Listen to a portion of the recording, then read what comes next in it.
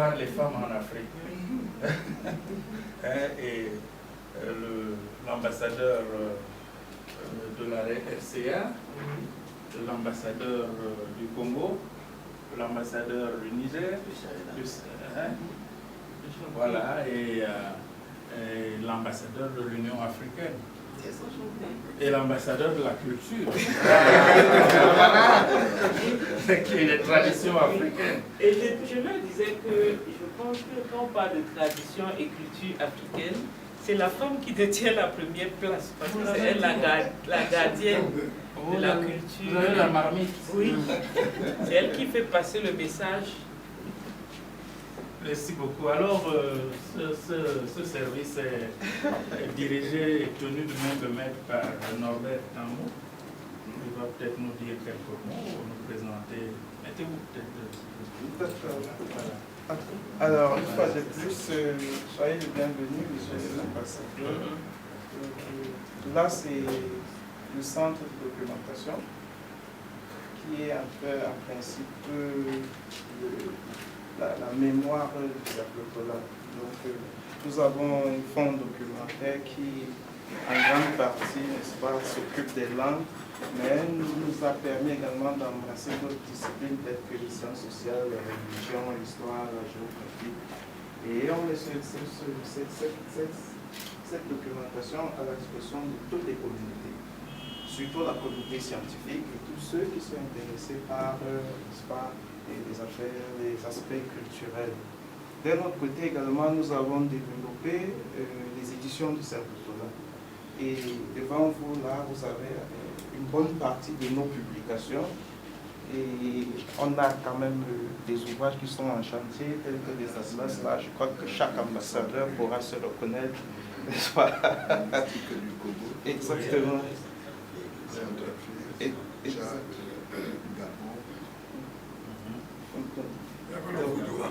Donc on va trouver. Oui, on travaille, ça c'est Haïti. Et ça c'est nos nouveaux programmes, il va vous les présenter tout à l'heure. Ça c'est le programme ALIPA, l'alimentation patrimoniale des Africains. Mais il va vous présenter de manière plus précise tout à l'heure. Elle a un dictionnaire Peul, personne ne parle Peul. Donc ça c'est un dictionnaire encyclopédique. Donc, et ainsi de suite. J'ai vu quelque chose de Congo. C'est pas Bon, très côté mal.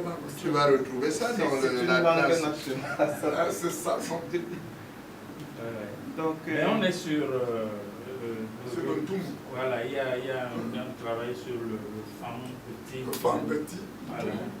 Puis à partir de les langues et camps. Parce que j'avais lancé à Libreville et ça a mordu le concept des camps. C'est-à-dire culture et camps. Au lieu de qu'on dise les Pawins, les Mtoumou, les Mbaye, les Etones, les Moulou, non, il faut partir du mythe des origines et du grand mythe, de la grande épopée mythique qui réunit tous ces peuples-là. Et la grande, c'est autour de la culture du Mvet. Et le Mvet, c'est le Mvet des Ekans. Donc tout ce monde-là, appelons-les les Ekans, le peuple des Ekans. Alors il y a des variantes là-dedans, des langues. Avec l'ambassadeur, moi, on était bingo. Oui, quand ça. on visite un peu le village de Famdongo. Donc ils ont fait venir un compteur d'impact. Voilà. Moi, Tout le monde se retrouve. Dans mon fond. Tout le monde se retrouve. Donc pour nous, c'est les langues Ekans. Et c'est des langues, j'avais réussi à faire inscrire ça à l'Union africaine, à la Calan, comme l'une des 12 langues transfrontalières sur lesquelles nous travaillons aujourd'hui au niveau de l'Afrique. Les langues transfrontalières, donc on a dit Fambeti, à l'époque je n'avais pas encore lancé le concept des camps. Mais ça marche. Au-delà de ces aspects ethniques, culturels, on a voulu faire du centre de documentation un véritable pôle d'excellence. Et pour cela, on s'est déployé même à l'international. D'ailleurs, cela nous a valu une reconnaissance au niveau de l'IFLA, qui est une institution internationale, la Fédération des bibliothèques du monde. Et grâce à notre dynamisme, le Cercle-Polar a été reconnu comme un centre par préservation en conservation. l'héritage culturel de l'Afrique francophone. Voilà, donc c'est peut-être l'occasion aussi d'inviter les responsables culturels des ambassades, nos différentes ambassades, n'est-ce pas, de coopérer avec nous parce que le chantier, l'enracinement de l'Afrique, la nouvelle pensée africaine sont nos leviers. Et on voudrait quand même que ce soit une dynamique partagée avec tout le reste de la communauté africaine. Voilà un peu ce que je voulais rajouter. Un très grand, vaste programme qu'on appelle Archives d'Afrique. Alors, c'est une gigantesque base de données qui nous permet, n'est-ce pas, de visualiser un peu les us et les coutumes des Africains. Et il est accessible en ligne. Donc, à côté de ça, on greffe quand même toute la documentation traditionnelle, toutes les richesses et les valeurs traditionnelles qui sont, n'est-ce pas, véhiculées à travers ces coutumes-là. Et ça permet, n'est-ce pas, d'édifier, n'est-ce pas, les différentes communautés, de comprendre pourquoi la femme ne doit pas manger, par exemple, la vipère, qu'est-ce qu'il y avait derrière tout cela. Et, bref, tout ce que nous avons comme élément, héritage culturel que nous pouvons vendre et valoriser. Donc, à l'ORA, c'est cette gigantesque base de données qui nous permet justement de partager avec tout le monde toutes ces coutumes. Les études qui ont été réalisées, par exemple, sur les mouvements migratoires, parce qu'il y a des choses en commun que les communautés peuvent partager du fait de l'histoire, que parfois, quand je vois les Douala et les gens de chez nous, il y a certains mots qui ne trompent pas. Ils disent Mboa, nous on dit Mboa. Ils disent Ngando, nous on dit Ngando. On dit bon. Et les noms, n'en parlons même pas, c'est les mêmes noms. Et donc, du coup, les habitudes de consommation viennent du fait que les gens ont dû effectivement se déplacer à une certaine époque. Et ça, le soubassement là, des documentations, on a parfois des difficultés à y accéder. Voilà. Et donc, ce serait vraiment intéressant. Moi, ça me ferait plaisir d'avoir, par exemple, un certain nombre d'informations sur le mouvement migratoire, par exemple les Douala. On dit qu'il y a quelque chose en commun avec le Congo, avec le Gabon, Centrafrique. Donc, il y a la Guinée équatoriale, tout un mixage qu'on pourrait éventuellement comprendre à la de l'Afrique qui est là. Je ne me retrouve pas encore. C'est ça. C'est bien ce que je disais tout à l'heure. Monsieur est comment allez-vous?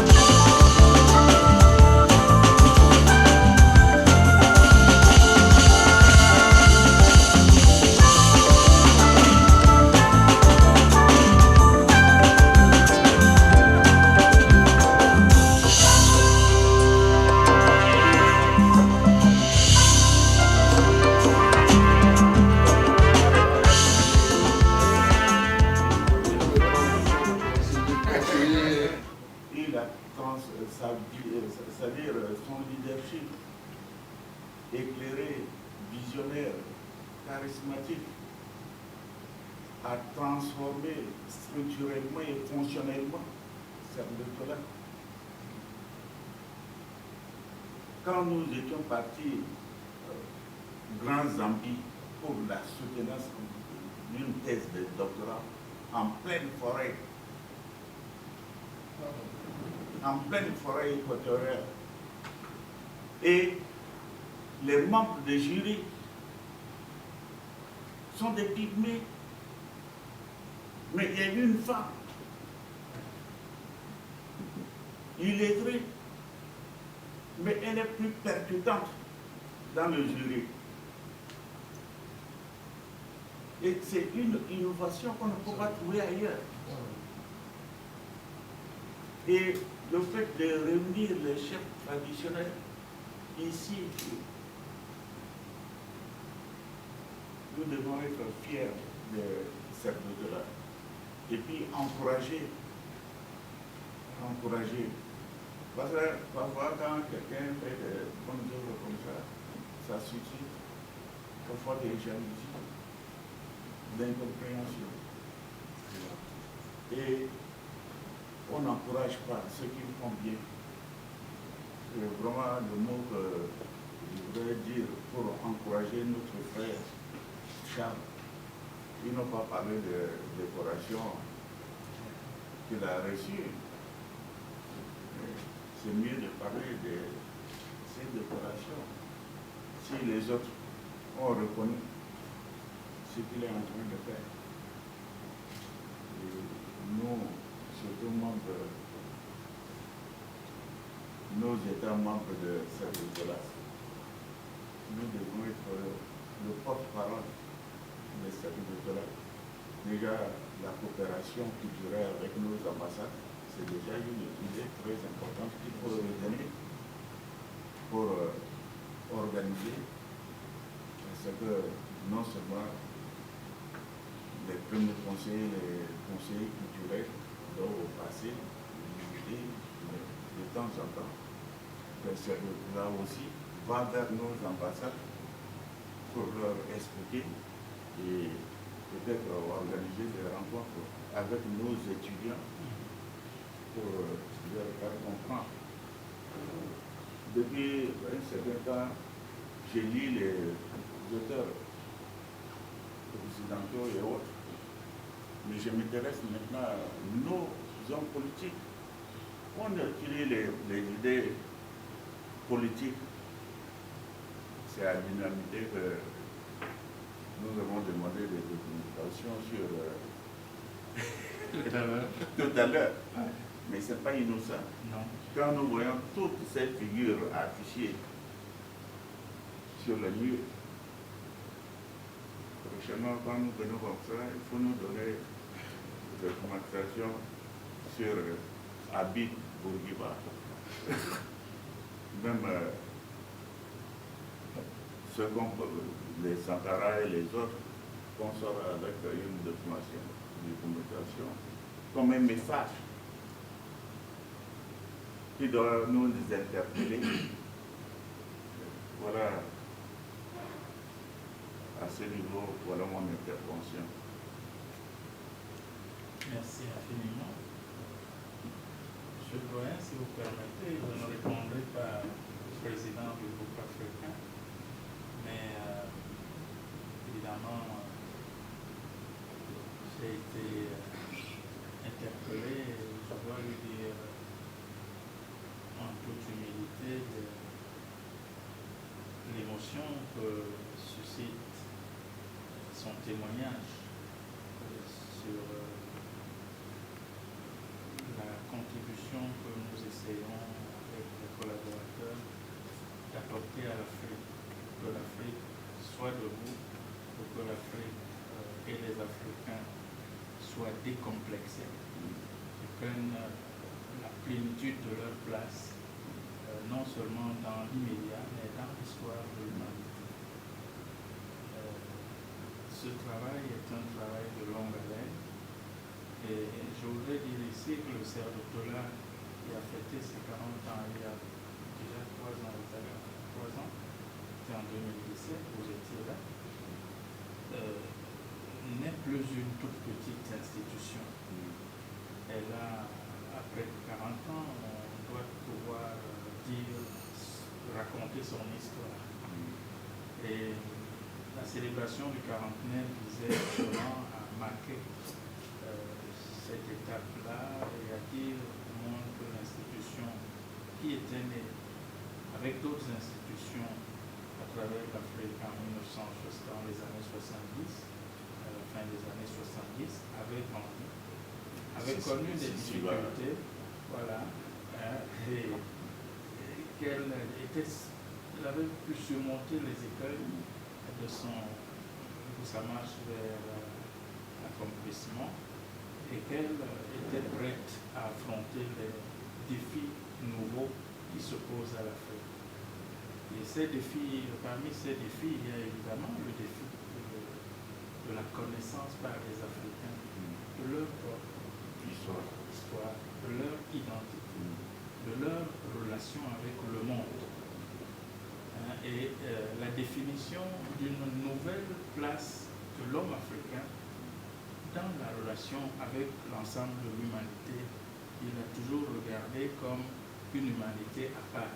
Nous ne sommes pas une humanité à part, les Africains sont l'humanité à part entière.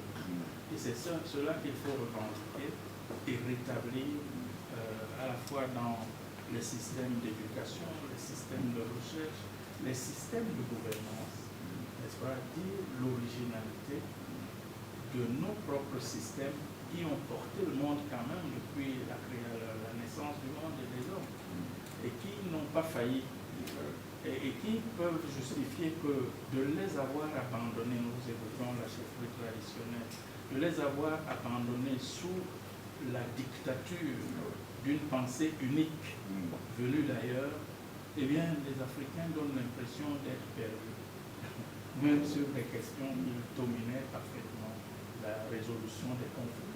On a encore vu dans le cas du Rwanda que la résolution africaine a pris le pas sur le droit international et les méthodes, les mécanismes du droit international.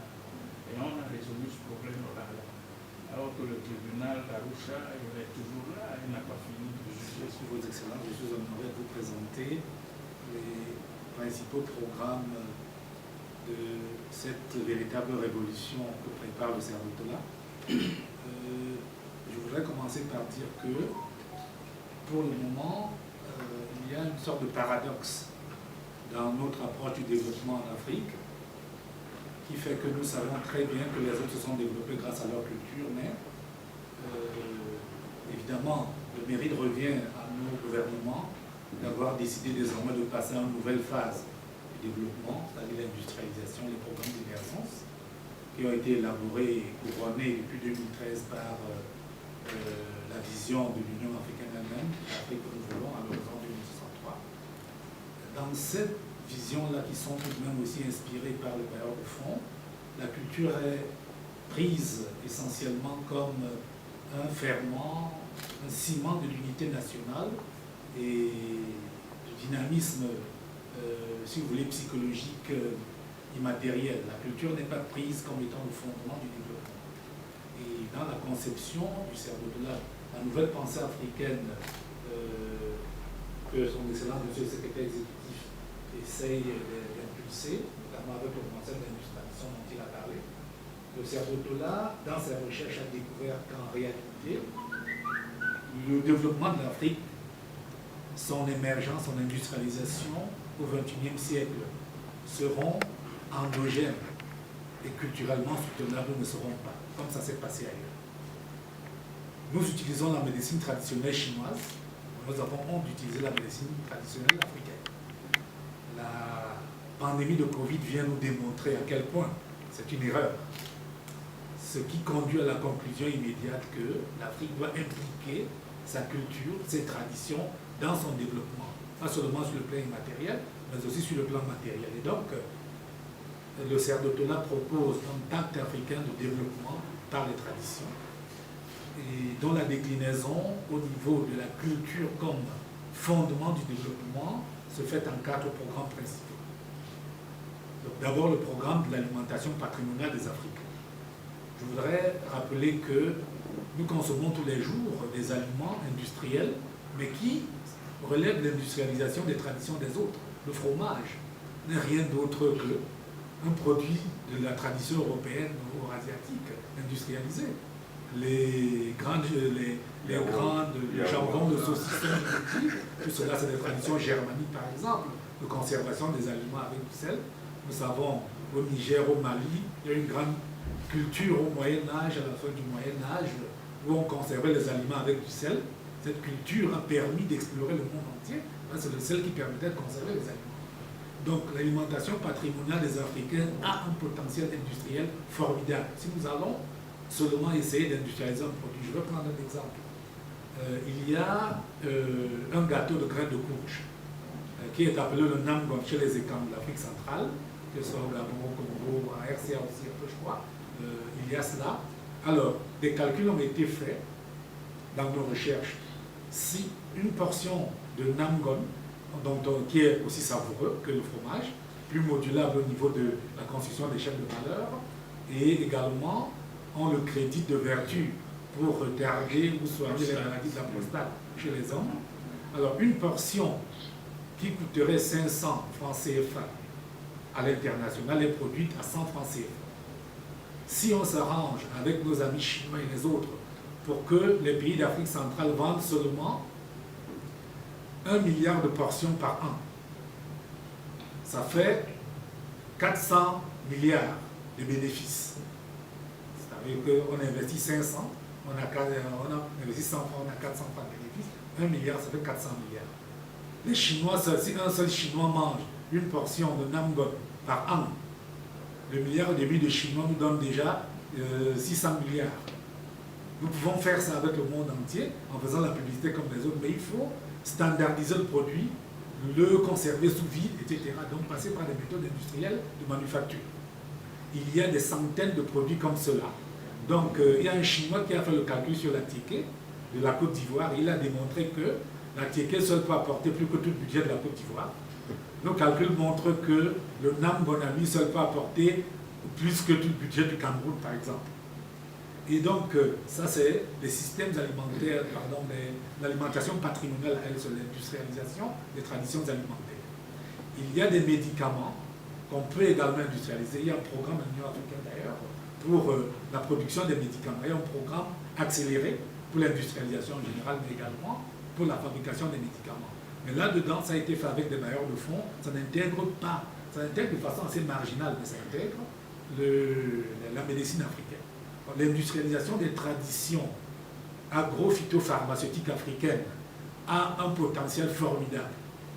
Non seulement au niveau de ce qu'on appelle l'industrialisation de substitution des importations, les importations de médicaments que nous faisons.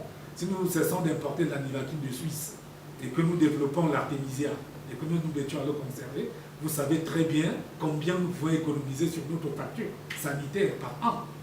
Ça, c'est seulement au niveau de ce que nous économisons de nos propres budgets. On ne parle pas de ce que nous pouvons vendre pour engranger des réserves d'échange, etc., etc. Donc le potentiel est formidable au niveau, et donc en dehors de la production simplement des médicaments, il y a toute la procédure de soins qui rentre dans ce que le Cerdotola a dénommé SISPA, Système de santé patrimonial africain. Il faut revaloriser tout cela dans le même modèle que la justice dont vous avez parlé. Si nous le faisons, ce ne sont pas seulement des éléments identitaires, ce ne sont pas seulement des éléments de fierté psychologique, c'est aussi des éléments de construction de la prospérité matérielle et de la sécurité globale des Africains. Notre programme concerne les industries cosmétologiques. J'ai appris avec plaisir que le Cameroun a demandé, je crois hier, qu'on suspende une publicité sur les produits décapants. Voilà. Alors, nous avons énormément de possibilités. Beaucoup de ces produits décapants se font, ou alors, lorsqu'on se fait décaper la peau, pour l'apaiser, on utilise des produits pharmaceutiques ou cosmétiques qui ont beaucoup à voir avec les huiles africaines, comme l'huile de nem, comme l'huile de beurre, le beurre de karité, etc. Or, c'est des produits que L'Oréal et d'autres viennent récupérer ici, en brut, et vont transformer en France, en Suisse, aux États-Unis, etc. Nous devons nous réapproprier ces produits-là et les industrialiser nous-mêmes. Et enfin, le quatrième programme, c'est les nouvelles industries créatives et culturelles. Là, c'est, si vous voulez, la culture matérielle, mais pas seulement. Mais prenons le côté seulement immatériel. Tous nos enfants regardent des mangas, des dessins animés européens, asiatiques, etc. Or, comme vous le savez, nous avons de grandes épopées africaines que nous pouvons et devons transformer en dessins animés, en bandes dessinées, etc. et passer au cinéma. Il y a la réalisatrice nigériane qui a gagné 2 milliards de dollars rien que sur un seul film, Lionheart, s'appelle Geneviève Nadji. Elle a produit Lionheart. Netflix l'a acheté à 2 milliards de dollars, un seul film, sur une épopée africaine. Donc si un seul film africain peut apporter 2 milliards de dollars, imaginez ce que 10 par an peut faire, etc. Donc voilà où le CERD propose que désormais les Africains s'approprient cet héritage, ce patrimoine et se mettent à leur transformation industrielle. L'Afrique peut s'industrialiser en 10 ans. On n'a pas besoin d'attendre toute cette durée-là. L'Afrique peut devenir riche en 10 ans. Nous aurons le temps d'en parler davantage. Merci beaucoup. Monsieur le doyen, je ne veux pas vous retenir outre mesure. Je sais que les agendas sont chargés et les temps sont durs. Nous sommes confinés, même si l'Afrique peut bomber le torse par rapport à ce que nous observons du monde. Donc je voudrais vous prier de prendre la parole si vous estimez utile. Je vous remercie, monsieur le secrétaire exécutif, déjà pour l'invitation qui nous a été faite de visiter vos nouveaux locaux, mais également échanger et apprendre un peu plus sur le CERD. Au regard des échanges que nous venons d'avoir, je pense que nous repartons d'ici bien aguerris. Peut-être pas entièrement, parce que nous reviendrons. Nous enverrons vers vous des collaborateurs qui viendront se prendre un peu plus, de voir dans quelle mesure les États membres dont nous faisons partie peuvent tirer profit des activités du CERD. Voilà ce que je peux vous dire et vous remercier encore une fois pour cette invite qui, je vous réponds, ne sera pas la dernière, bien sûr. Nous reviendrons vers vous et nous aurons l'occasion d'échanger encore plus en profondeur. Peut-être chacun à son niveau apporter sa contribution à l'institution dont vous avez la charge. Nous avons pu voir ici et là le tableau de nombreuses personnalités africaines, certaines connues, d'autres méconnues, et qu'il nous revient un peu de valoriser l'épopée. Et je pense que cette mission incombe au CERD. Le CERD ne peut pas le faire à lui tout seul. Les États membres que nous sommes devront apporter également notre part de contribution pour une large vulgarisation sur la scène nationale, non pas internationale. Voilà, je vous remercie encore pour cette réunion, pour cette visite de vos nouveaux locaux et de vous souhaiter bonne continuation. Merci.